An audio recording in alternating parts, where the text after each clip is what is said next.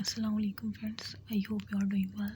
सो last video में जो है हमने क्या डिस्कस किया था, हमने डिस्कस किया था ग्लाइकोलाइसिस की पूरी साइकिल, उसके स्टेप्स और इरिवर्सिबल स्टेप को डिस्कस किया था और उसको किस तरह से हम जो है ग्लूकोनियोजेनेसिस में कौन से एंजाइम्स होंगे जो कि रिवर्स जाके उस प्रोडक्ट को फॉर्म कर सकेंगे। ठीक है, सो मैंने बहुत डिटेल में आपसे डिस्कस कर दिया था और इसमें क्या मिस्टेक्स हैं वो उसको भी मैंने करेक्ट करवा दिया था। ठीक है, सो लास्ट वाली वीडियो जो है आप यहाँ से देख लीजिएगा, उसमें मैंने काफ़ी डिटेल से ग्लाइकोलाइसिस को एंड करवाया है। ठीक है, और एटीपी की प्रोडक्शन भी। ठीक है, सो एरोबिक में किस तरह से होती है, एनारोबिक में किस तरह से होती है, ग्लूकोज से अगर स्टार्ट हो रहा है सो कितने एटीपी होंगे, ग्लाइकोजन से स्टार्ट हो रहा है, इस तरह से एनारोबिक में भी देखा। सो सब कुछ जो है वो डिस्कस कर लिया था। अब हम देखेंगे ये लास्ट पैराग्राफ जो रह गया था, तो ये आप खुद ही पढ़ लीजिएगा, इसमें कुछ भी नहीं है कि the net gain ATP is less in anaerobic. आपने क्या देखा कि एनारोबिक में क्या आती है, एटीपी कम प्रोड्यूस हो रहे हैं ना। अगर ग्लाइकोजन में देखें तो 3 हो रहे हैं। ठीक है, और एरो ग्लूकोज से देखें, ग्लूकोज से वो 2 हो रहे हैं, मतलब एनारोबिक में कम हो रहे हैं, और देखें एरोबिक में 8 और 9। और ये किस तरह से हो रहे हैं, क्या हो रहा है, वो लास्ट वीडियो में मैंने आपको डिटेल से समझाया हुआ है, तो वहाँ से जो है आप वीडियो देख सकते हैं अगर देखना चाहें। ठीक है, देख लीजिए। ठीक है, सो ये यही कह रहे हैं कि वो लास्ट होते हैं 3 ATP produce and 3 phosphoglyceride will not form, मतलब और मतलब वही कह रहे कि NADH2 हमने देखा था ना कि एनारोबिक में क्या होता है, NADH2 दोबारा से यूज़ हो जाता है लैक्टेट की फॉर्मेशन में। लैक्टेट डिहाइड्रोजनेज जो है उस NADH2 को यूज़ करता है पायरूवेट को रिड्यूस करने के लिए। तो वो ये कह रहे हैं कि वो 2 NADH को जब यूज़ कर लेता है तो 6 ATP तो हमारे लॉस हो गए ना, तो बस ये बात है। ठीक है, अच्छा अब आते हैं हम ग्लाइकोलाइसिस आरबीसी में किस तरह से होती है। तो due to the absence of mitochondria in RBC, आपको पता है कि आरबीसी में जो आरबीसी क्या है, किस्म के सेल्स है ना, अब इनमें क्या होता है, माइटोकॉन्ड्रिया नहीं होता, एब्सेंस होती है माइटोकॉन्ड्रिया की। ठीक है, तो and product of glycolysis is always lactate. तो खुद सोचें, जब आरबीसी में माइटोकॉन्ड्रिया नहीं होगा, ठीक है, तो क्या होगा, ऑक्सीजन नहीं होगी। ठीक है, मतलब जाहिर सी बात है माइटोकॉन्ड्रिया नहीं होगा। ये माइटोकॉन्ड्रिया क्या होता है, power house of the cells होता है। तो इसका आरबीसी का हमेशा से एंड प्रोडक्ट ग्लाइकोलाइसिस में लैक्टेट ही रहेगा। तो ये बात आप अपने पास अंडरलाइन कर ले, जिस तरह से मैंने अंडरलाइन की हुई है। In RBC there is an alternate pathway of glycolysis resulting in the formation of 2,3 bisphosphoglyceride. तो क्या होता है, आरबीसी में जो है अल्टरनेटिव पाथवे होता है, ग्लाइकोलाइसिस की साइकिल ही चलती है, उसमें एक अल्टरनेटिव पाथवे होता है जिसकी वजह से किसकी फॉर्मेशन होती है, 2,3 बिसफॉस्फोग्लिसराइड। अब हमने साइकिल में 1,3 बिसफॉस्फोग्लिसराइड देखा था ना, ये देखा हमने साइकिल में देखा था कि 1,3 बिसफॉस्फोग्लिसराइड जो है 3 फॉस्फोग्लिसराइड में जा रहा था। ठीक है, वो बिसफॉस्फोग्लिसराइड किसके बदौलत, बिसफॉस्फोग्लिसराइड डिहाइड्रोजनेज एंजाइम की बदौलत 3 फॉस्फोग्लिसराइड में जा रहा था और एटीपी की प्रोडक्शन हो रही थी यहाँ पे। लेकिन आरबीसी में क्या होता है, 1,3 बिसफॉस्फोग्लिसराइड जाता है बिसफॉस्फोग्लिसराइड म्यूटेज। ठीक है, म्यूटेज की मदद से मतलब म्यूटेशन होती है, ये जो 1 पे था फॉस्फेट ये 2 पे आ जाता है, मतलब 2,3 बिसफॉस्फोग्लिसराइड हो जाता है।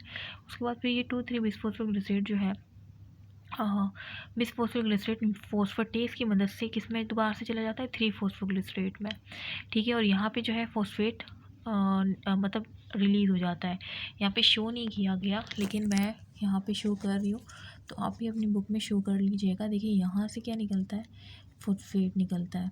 ठीक है, और ये बिसफॉस्फोग्लिसराइड म्यूटेज है और ये एक बाय फंक्शनल एंजाइम है, मतलब ये 2 तरह का एंजाइम है जो कि म्यूटेज भी है और फॉस्फेटेज एक्टिविटी भी करता है। ठीक है, बिसफॉस्फोग्लिसराइड म्यूटेज और बिसफॉस्फोग्लिसराइड फॉस्फेटेज। ठीक है, अब इसमें क्या हो रहा है, ये आरबीसी में ये वाला मतलब पूरी साइकिल सेम होती है, लेकिन क्या होता है, जैसे कि अभी मैं आपको ये साइकिल ही दिखा दूँ।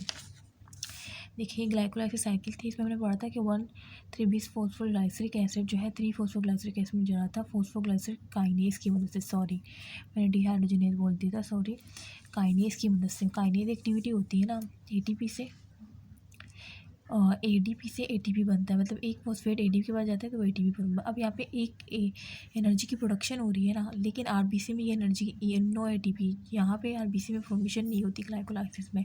इस स्टेप पे एटीपी क्यों, क्योंकि ये जाता है ये जाता है वहाँ पे 2,3-bis फॉस्फोग्लिसरेट जैसे आपने पीछे देखा, और फिर उससे जाता है 3-फॉस्फोग्लिसरिक एसिड में, तो वहाँ पे कोई एटीपी की प्रोडक्शन नहीं होती, क्योंकि वो एक अल्टरनेटिव पाथवे होती है आरबीसी में सिर्फ, ठीक है। तो आरबीसी में एक एटीपी कम होगा, ठीक है। देखा, ये अभी आपको मैंने समझा दिया। तो बस यही है। अब मैं आपको ये रीड करवाती हूँ 1-3, ठीक है। तो 2,3-bis फॉस्फोग्लिसरेट किस तरह से फॉर्मेशन हुई, इसे हम 2,3-BPG भी कहते हैं। ये सिर्फ आरबीसी में होता है, याद रखिएगा। अच्छा, 1,3-bis phosphoglyceric acid is converted to 2,3-BPG, वही बातें हैं सब, which is then converted to three phosphoglycerate. उसके बाद फिर वो कन्वर्ट हो जाता है 3-फॉस्फोग्लिसरेट में, फॉस्फेट निकल जाता है, ये आप लिख लीजिएगा। In glycolysis occurring in cell other than the RBC. अब ये ग्लाइकोलाइसिस जो होता है ये सिर्फ अकरिंग होता है in cells other than the RBC. 1,3-bis phosphoglycerate is converted directly to, मतलब ये कह रहे हैं कि 1,3-bis फॉस्फोग्लिसरेट डायरेक्टली हो जाता है 3-फॉस्फोग्लिसरेट में, किस में, दूसरे सेल्स में, आरबीसी के अलावा दूसरे सेल्स में ऐसा होता है, ठीक है, ठीक है। अच्छा, एंड प्रोड्यूस 1 एटीपी, और वहाँ पे प्रोड्यूस होता है एटीपी, जबकि यहाँ पे इस स्टेप में आरबीसी में कोई वो एटीपी प्रोड्यूस नहीं होता। ये सब वही बातें हैं। RBC to the alternative pathway this ATP will not form, देखिए वो बात भी लिखी हुई है, ठीक है, इसको अंडरलाइन कर लीजिएगा। सो ये आरबीसी का मैंने बता दिया कि आरबीसी में ग्लाइकोलाइसिस पे एक अल्टरनेटिव पाथवे होता है, और ये होता बेसिकली क्यों है, ये 2,3-BPG क्यों, क्या कोई मकसद होगा ना इस अल्टरनेटिव पाथवे का। तो ये 2,3-BPG क्या करता है, ये हेमोग्लोबिन के साथ बाइंड हो जाता है। अच्छा, तो मैंने क्या बताया था कि 2,3-BPG का मतलब ये जो अल्टरनेटिव पाथवे है आरबीसी में, इसका कोई मतलब एम होगा ना, कोई किसी काम के लिए होगा। तो ये 2,3-BPG क्या करेगा, ये इसका आरबीसी में ये काम है कि आरबीसी जो है, रेड ब्लड सेल्स जो होते हैं वो ऑक्सीजन के साथ इसकी एफिनिटी जो आरबीसी की जो एफिनिटी है ना ऑक्सीजन के साथ, उसको क्या कर देता है, रिड्यूस कर देता है ये 2,3-BPG। और इसका क्या फ़ायदा होगा, जब 2,3-BPG आरबीसी के साथ अटैच होगा, बाइंड होगा, तो उसकी जो एफिनिटी होगी ना ऑक्सीजन से बाइंड करने की, वो रिड्यूस हो जाएगी। और वो उसको रिड्यूस करने का क्या फ़ायदा है, ताकि वो ईज़िली क्या कर सके, अनलोड कर सके ऑक्सीजन को टिश्यू में। जब हाइपोक्सिक कंडीशन होती है, ठीक है, तो उसमें जो है हमारे टिश्यू को ऑक्सीजन चाहिए होती है। तो फिर क्या करते हैं कि वैसे भी ये चलते ये पाथवे होती है, तो उसमें बहुत ज़्यादा 2,3-BPG जो है वो प्रोड्यूस होती रहती है, ताकि आरबीसी जो है वो ऑक्सीजन को ज़्यादा से ज़्यादा टिश्यू में इजीली अनलोड कर रहे, ठीक है। या हम हाई एल्टीट्यूड पे जब भी जाते हैं, तो वहाँ पे आपको आपका आरबीसी जो है, आप आरबीसी का टेस्ट करवाएंगे। फॉर एग्जांपल आप कराची में आरबीसी का टेस्ट करवाएंगे, और फिर जाके आप कोयटा में जब आरबीसी का टेस्ट करवाएंगे, तो कोयटा में आपके आरबीसी आप समझ रहे होंगे कि शायद हमारे आरबीसी बढ़ गए। तो ऐसा नहीं होता, क्योंकि वहाँ पे जो है वो काफ़ी चौड़ाई वाली जगह है, मतलब एल्टीट्यूड वाली जगह है, तो वहाँ पे आपकी आरबीसी क्वान्टिटी ज़्यादा शो होगी ड्यू टू हाई एल्टीट्यूड। क्योंकि हाई एल्टीट्यूड से क्या होता है, एक तो ये वाली कंडीशन होती है, ठीक है। इसके साथ क्या होते हैं, आपके आरबीसी प्रोडक्शन बढ़ जाती है, ठीक है। बॉडी कहती है कि इसको जो है मज़ीद ऑक्सीजन की नीड है, तो इस वजह से आरबीसी की प्रोडक्शन भी बढ़ा दो, ठीक। तो उस केस में होता है, इस केस मतलब ये केस भी लिंक करता है इससे, ठीक है। ये भी बढ़ जाता है, और साथ में आरबीसी की प्रोडक्शन भी होती है, ठीक है। सो ये मैंने आपको बता दिया, इसकी सिग्निफिकेंस आगे दी भी हुई है, उसको भी मैं रीड करवा देती हूँ आपको, ठीक है। अब देखें, इसमें है कि significance of 2,3-BPG 2,3-BPG it present only in RBC. जाहिर है अभी आपने देखा सिर्फ आरबीसी में ये अल्टरनेटिव पाथवे होता है, बाकी सब में ग्लाइकोलाइसिस की साइकिल जैसे है वैसे ही होती है, ठीक है। अच्छा, it is important regulator binding of oxygen to haemoglobin, बता दिया मैंने। इट कंसिस्ट रफली इक्विवेलेंट टू हेमोग्लोबिन, रफली इक्विवेलेंट होती है इसकी concentration haemoglobin. 2,3-BPG bind with oxy haemoglobin. अब ये 2,3-BPG क्या करेगा, ये बाइंड करेगा ऑक्सी हेमोग्लोबिन के साथ, ठीक है। मतलब हेमोग्लोबिन के साथ जो ऑक्सीजन अटैच होने वाला है उसके साथ ये 2,3-BPG अटैच हो जाएगा, और अटैच होकर देखिए हेमोग्लोबिन था, ऑक्सीजन था, इसके साथ 2,3-BPG लग गया। इसकी वजह से ये क्या करेगा, ये 2,3-BPG जब बेस के साथ लग जाएगा तो ये हेमोग्लोबिन की डिक्रीज़ कर देगा इट्स एफिनिटी फॉर ऑक्सीजन। मतलब इसकी जो एफिनिटी है ना ऑक्सीजन के, ये ऑक्सीजन के साथ बहुत टाइटली बाइंड करता है। तो जब ये 2,3-BPG इसके साथ जुड़ेगा तो ये वीकली मतलब लो एफिनिटी होगी ऑक्सीजन के साथ, ठीक है। जब लो होगी तो इजीली वो क्या करेगा, जब टिश्यू में जाएगा इन दी टिश्यू, तो क्या होगा, इजीली ऑक्सीजन को क्या कर देगा, लूज कर देगा वहाँ पे। तो डी ऑक्सी हेमोग्लोबिन इन दी टिश्यू, मतलब ये देखिए ऑक्सीजन टिश्यू में आ गई है, और अब इसको हम डी ऑक्सी हेमोग्लोबिन कह रहे हैं। पहले ये ऑक्सी हेमोग्लोबिन था लंग्स में ये ऑक्सी हेमोग्लोबिन था, फिर ये टिश्यू में आया तो ऑक्सीजन दे रही, तो डी ऑक्सी हेमोग्लोबिन कह रहे हैं। तो आई होप कि आपको समझ आ गया हो, ठीक है। अब ये 2,3-BPG एक्सपेल्ड होता है from the D oxy haemoglobin upon oxygenation, ठीक है। Absence of 2,3-BG in the RBC general increase affinity, अगर एब्सेंस हो जाएगी 2,3-BG, ये 2,3-BG की जो मैं बता रही हूँ ना, ये नॉर्मल में भी होती रहती है, लेकिन मैं कह रही हूँ कि अगर आप हाई एल्टीट्यूड पे जाते हैं तो इसकी ये बढ़ जाता है, मतलब जितनी ऑक्सीजन की कमी होगी ना आपकी बॉडी में उतना ये प्रोसेस बढ़ेगा, वैसे ये नॉर्मल भी होता है, ठीक है। 2,3-BG expel from the deoxy ये हो गया। Absence of 2,3-BG in RBC देखें, अगर एब्सेंस होगी तो क्या होगी, एफिनिटी हेमोग्लोबिन के साथ जो है ऑक्सीजन की वो क्या हो जाएगी, इंक्रीज़ होगी। जब इंक्रीज़ होगी तो आपके टिश्यू जो है वो हाइपोक्सिक कंडीशन में रहेंगे, उनको ऑक्सीजन चाहिए होगी और हेमोग्लोबिन ने टाइटली बाइंड किया होगा ऑक्सीजन के साथ, ऑक्सीजन को बहुत स्लोली क्या करेगा वो लूज आउट करेगा। तो लेकिन जब 2,3-BG आएगा तो वो इसकी एफिनिटी कम कर देगा ऑक्सीजन के साथ और जल्दी जल्दी ऑक्सीजन को टिश्यू में डालेगा। Presence of 2,3-BG in the RBC gradually decrease कर देगा एफिनिटी हेमोग्लोबिन के ऑक्सीजन के साथ, ठीक है। This decrease affinity for of haemoglobin for oxygen enable haemoglobin की एनेबल करता है हेमोग्लोबिन को कि वो क्या कर सके, रिलीज कर सके ऑक्सीजन को एफिशिएंटली। कहाँ पे, at the partial pressure found in the partial pressure found in tissue, ठीक है। तो ये बस याद रखें, ये इजीली जो है एफिशिएंटली ऑक्सीजन को रिलीज़ करेगा in the presence of 2,3-BG। अब इसके क्लिनिकल नोट्स में काफ़ी ज़्यादा यहाँ पे दिया हुआ है, आपसे सिर्फ इतना पूछा जाएगा कि जो इनहेरिटेड एंजाइम डिफिशिएंसी होती है हेमोलाइटिक एनीमिया में वो क्या होता है, तो आपने बस देना है कि deficiency of glycolytic enzyme in glycolysis के पाथवे में जो एंजाइम्स हैं उनकी अगर डिफिशिएंसी हो जाएगी तो हेमोलाइटिक एनीमिया होगा, ठीक है।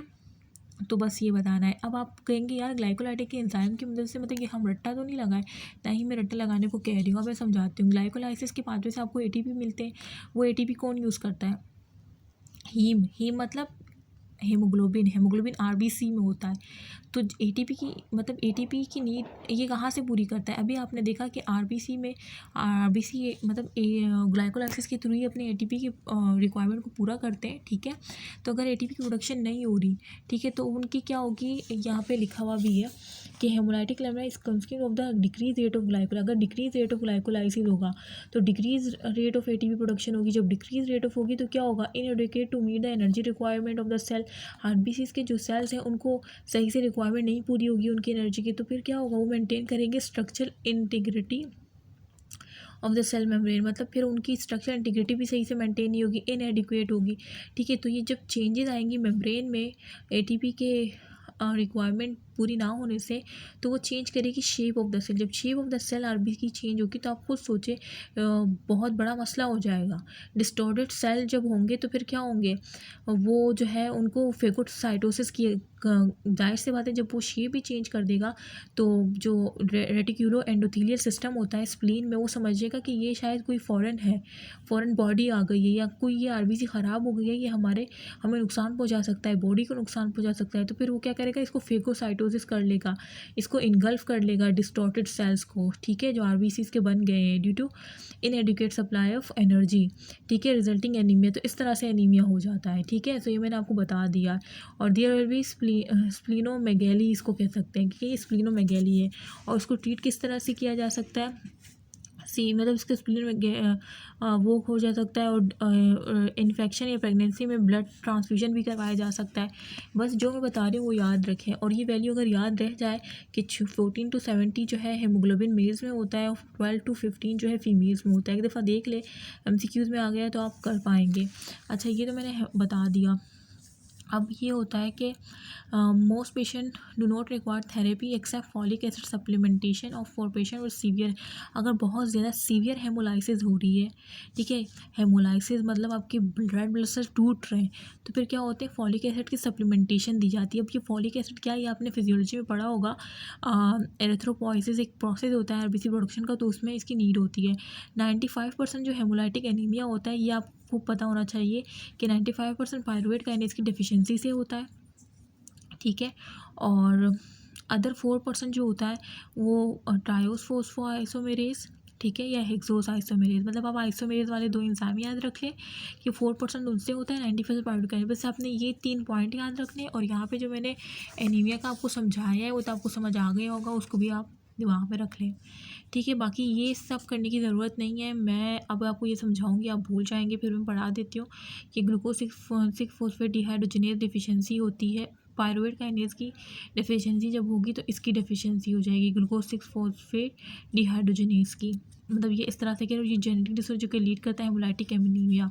ठीक है। सो ये बस याद रख ले कि जो हेमोलाइटिक एनीमिया ये एक जेनेटिक डिसऑर्डर है। बाकी ये बात ना ही याद रखे तो बेहतर है, वरना आप कंफ्यूज हो जाएंगे। ठीक है, ये बात हो गई सब सारे। RBC of active 50% of pyruvate kinase activity, बस इसको छोड़ें।